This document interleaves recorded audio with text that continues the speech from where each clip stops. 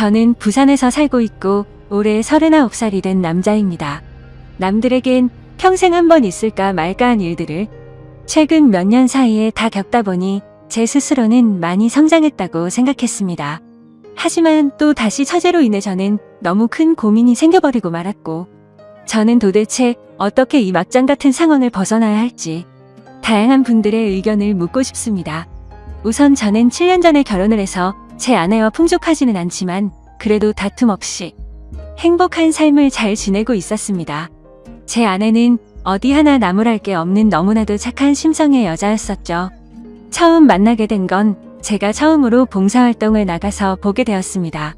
그때는 제 인생에 대한 회의감이 들었었고 자존감이 너무 낮아져서 많은 사람들을 만나서 저를 고치고 싶었습니다.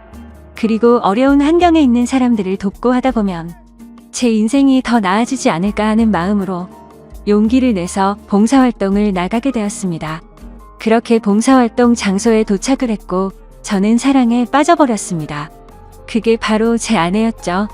아내는 맑고 고운 미소로 어린아이들을 돌보고 있었고 햇빛에 비친 미소는 정말 눈이 부실 정도로 아름다웠습니다. 저는 그렇게 첫눈에 푹 빠져버리고 말았죠. 지금 생각해도 눈물이 날 정도로 너무 아련했었던 기억이네요. 하지만 그녀에게 쉽게 다가갈 수가 없었습니다. 저는 가진 것도 별로 없었고 외모도 남들보다 별로 뛰어나지 않은 그저 평범한 사람이거든요. 그리고 그 당시에는 되는 일이 하나도 없어서 자존감이 바닥을 치고 있을 때였죠. 저는 생전 처음 봉사활동을 오다 보니 너무 뻘쭘한 나머지 어색하게 가만히 있었습니다. 그러자 갑자기 제게 다가온 그녀는 또 다시 미소를 지으며 인사를 건넸죠. 처음 오시냐고 물었고 그렇지 않아도 일손이 부족했는데 잘 부탁드린다면서 악수를 건네더군요. 손을 마주 잡는 순간 저는 제 인생을 이 여자와 평생 하고 싶다라고 생각을 했습니다. 하지만 생각만 그럴 뿐 저는 용기가 없었습니다.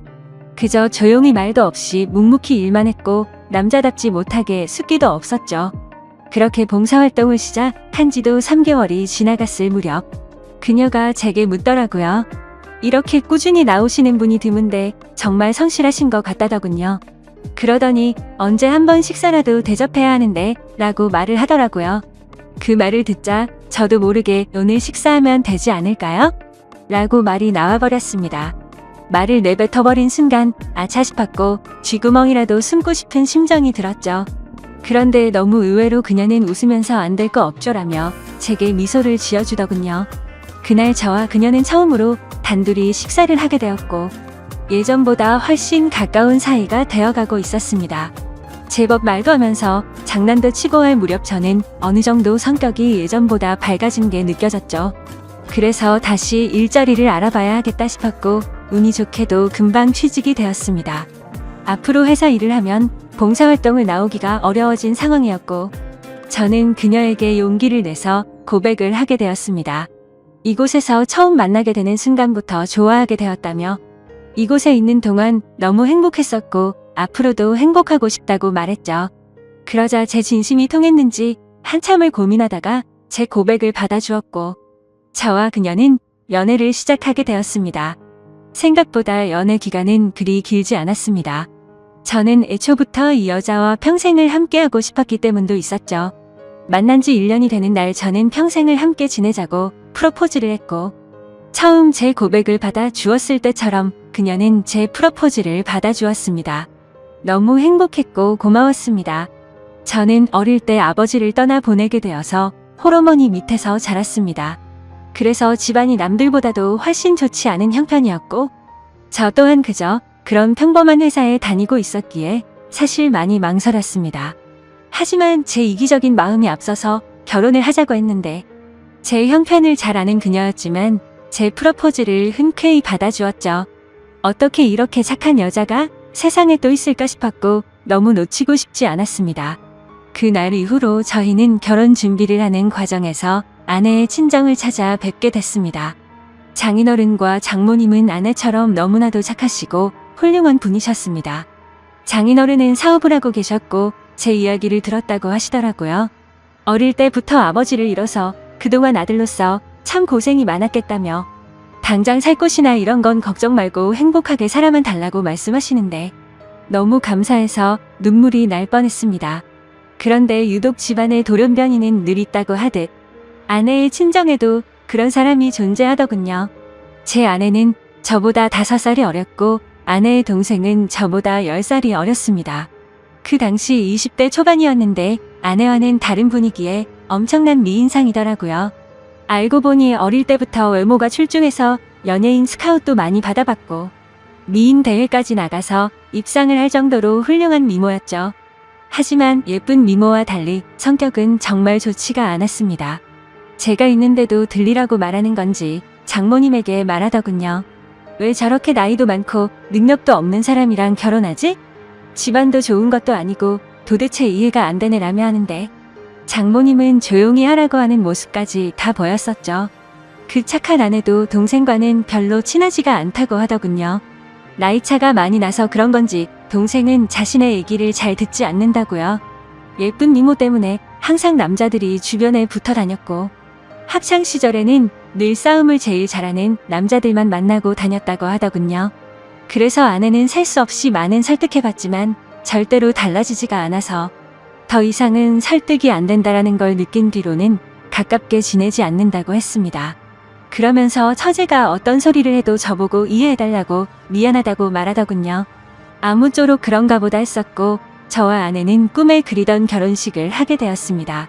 지금 생각해도 제 인생의 가장 행복한 때를 꼽으라면 바로 그날이었죠. 그렇게 저희는 행복한 날들을 보내고 있었고 저와 아내를 닮은 이세를 낳아서 기르자고 얘기를 하던 때였습니다. 하지만 하늘이 무너질 만큼 충격적인 소식이 전해지고 말았죠. 결혼을 한 지 2년 만에 제 아내는 불의의 교통사고를 당하게 되었고 정말 생각하지도 못했던 일이 벌어졌기에 너무 큰 충격과 슬픔에 잠겨버렸습니다.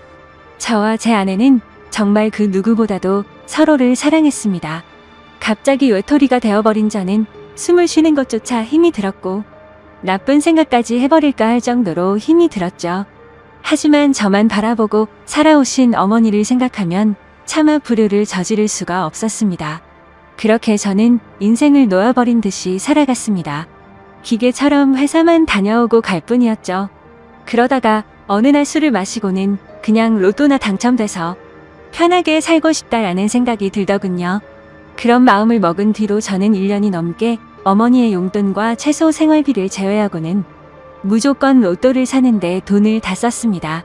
그 결과 3등까지는 3번 정도가 됐지만 2등은 단 한 차례도 나오지가 않더군요. 그래도 많은 걸 내려놓고 하다 보니 마음만큼은 편했습니다. 이뤄도 그만이라는 생각으로 시작했기 때문이죠. 그러다 결국 하늘이 제게도 기회를 주었죠. 1등이 당첨이 되었는데 정말 그때는 너무 놀라서 말도 못했습니다. 솔직히 당첨금을 받으러 가는 날까지 잠도 한숨 제대로 못 잤고 매일 같이 꿈을 꾸는데 당첨이 안 된 것부터 시작해서 로또가 망했다는 뉴스까지 나오고 별의 별 꿈을 다 꿨었죠. 아무튼 그런 걱정들은 무의미했고 결국 당첨금을 받게 되었죠. 세금을 다 떼고 보니 실수령액은 10억 5천만 원이라는 큰 돈을 얻게 되었습니다. 막상 그런 큰 돈이 생기니까 이걸 어디다 어떻게 써야 할지 감이 안 오더라고요. 하지만 가장 먼저 돈을 쓰게 된 곳은 제 아내의 납골당을 더 좋은 곳으로 옮긴 거였죠. 너무 슬펐습니다. 아내가 있었을 때 이런 좋은 일이 있었으면 원하는 걸 다 해줬을 텐데 싶어서 눈물이 펑펑 나더군요. 그날 이후로 저는 회사를 그만두게 되었고 제 어머니의 집을 조금 더 좋은 곳으로 옮겨드렸습니다. 그리고 나서 앞으로 어떻게 살아갈지 생각을 해봤죠.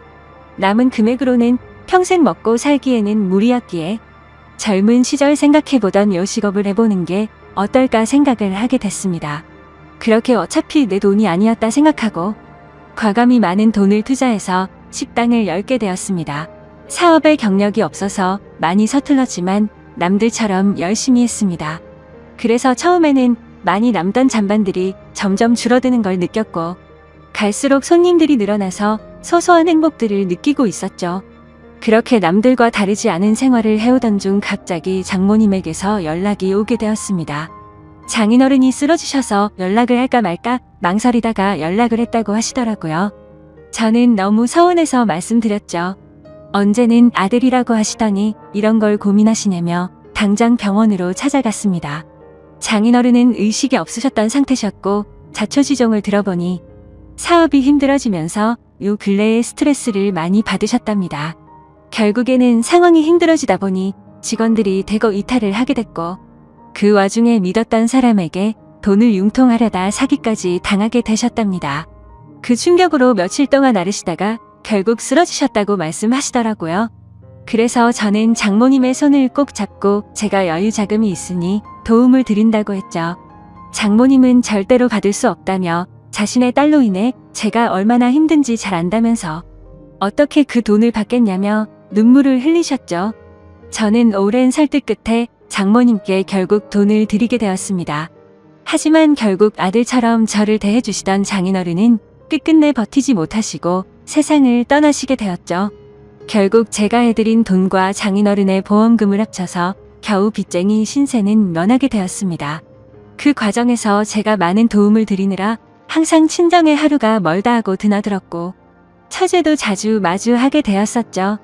그러다 어느 날 처제가 너무 힘들다면서 술 한 잔 사주시면 안 되냐고 제게 묻더군요. 그래서 어려울 거 없는 부탁이었기에 처제와 저는 둘이서 술을 마시게 되었습니다.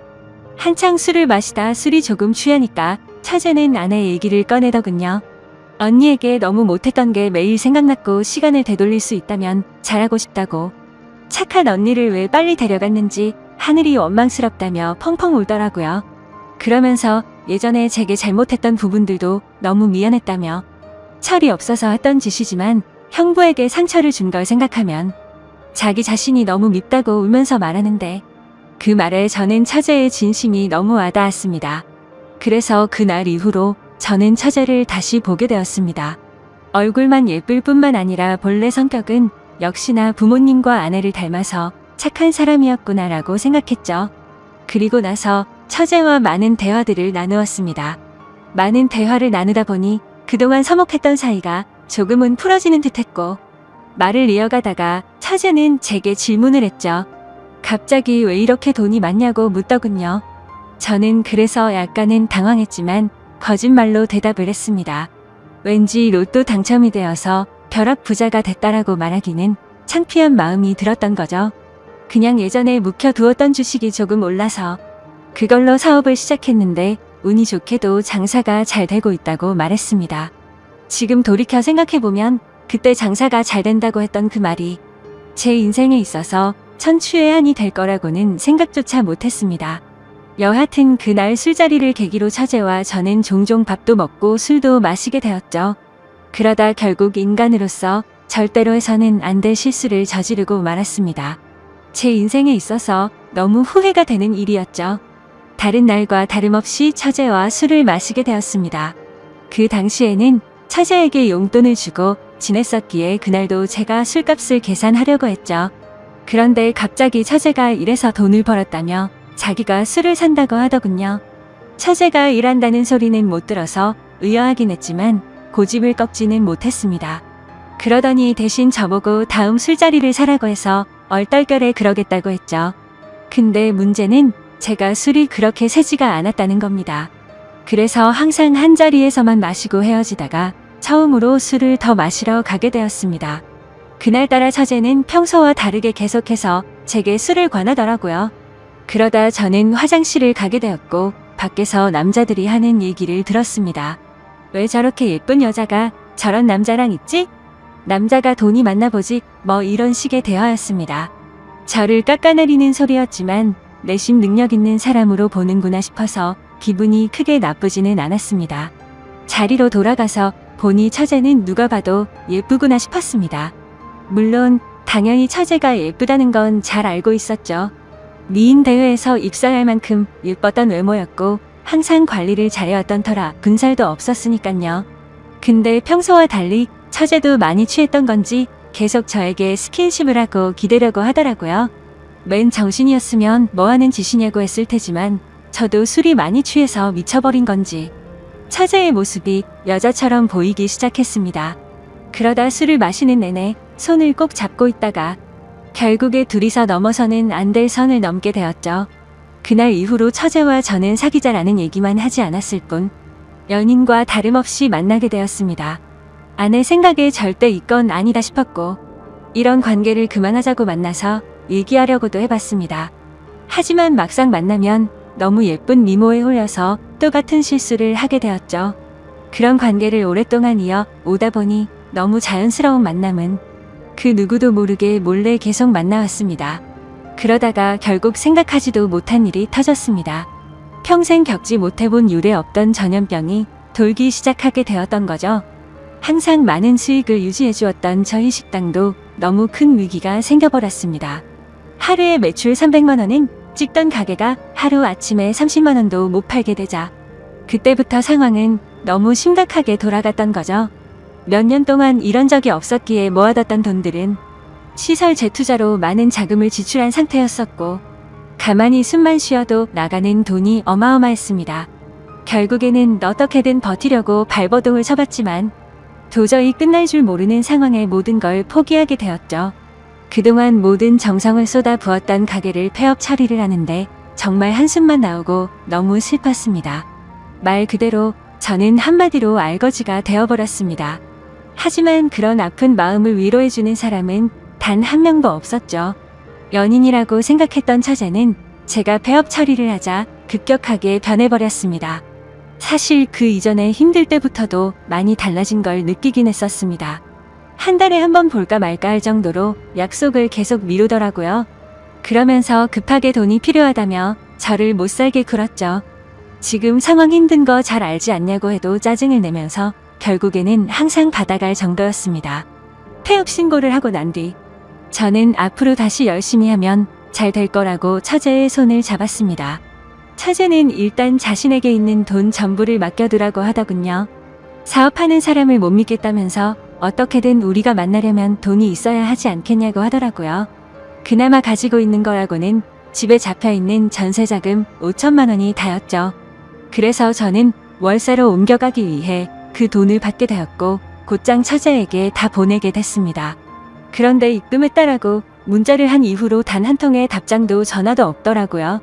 그렇게 몇 주가 흘렀고 저는 배신감에 치를 떨면서 도저히 이렇게는 못 넘어간다 싶어서 처제가 살고 있는 오피스텔 앞에서 한참을 기다렸습니다. 그날 자정이 다 되어서야 처제는 어떤 건장한 남자와 팔짱을 끼고 나타나더군요.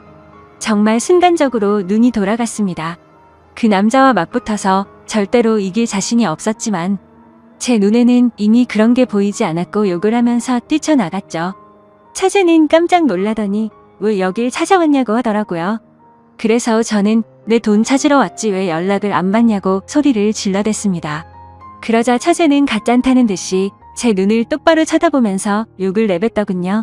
내가 너한테 그동안 당해온 게 있어서 위로금 차원으로 생각하고 받은 건데 뭐가 문제냐면서 감옥에 안 보낸 걸 감사하게 생각하라고 말하더군요. 정말 망치로 머리를 맞은 기분이었습니다. 처제도 저와 같은 마음인 줄 알았는데 그게 아니었던 거죠.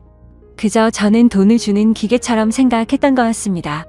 저는 순간 너무 분노가 치밀어 올라서 달려들려고 하는데 그 건장한 남자가 제 멱살을 잡더라고요.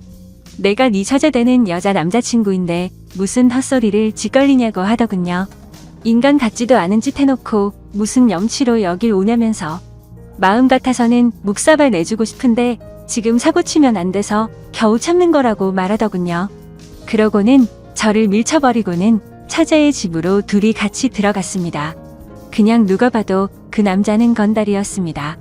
온몸에 문신이 가득했고 사고를 치면 안 된다고 하는 걸 봐서 느낌이 왔죠. 심지어 그런 모습을 보니까 그 남자와 짜고서 제게 돈을 뜯어낸 게 아닌가라는 생각이 들었습니다.